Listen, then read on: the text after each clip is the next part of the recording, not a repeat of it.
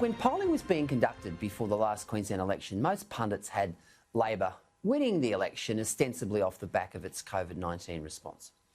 The spin and bluster around COVID was real, it was tangible, and Palaszczuk's pensioners, as they were called, rewarded her for keeping them safe. However, what really made me believe that Labor was very much on track for victory was the stat around economic performance.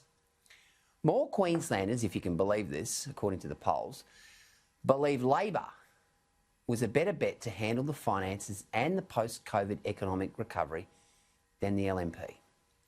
Now, the reason was twofold. Firstly, Labor are the best in the business at smoke and mirrors and economic spin. Jobs, jobs, jobs is their mantra, yet Queensland has the worst jobless rate of any mainland state. Adani? Forget about it. If Shorten was PM, it wouldn't be there. Ackland Stage 3, still waiting on a decision, with 800 jobs in doubt. No, this is a government with a moribund, lack of vision approach to the economy. They don't just have the ability or the ticker to make the big calls around fiscal prosperity. Now, boring is one word.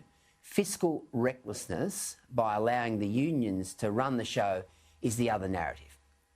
What that stat about Labor being the best bet to handle the economy also showed is that the LNP had not cut through on its economic plan.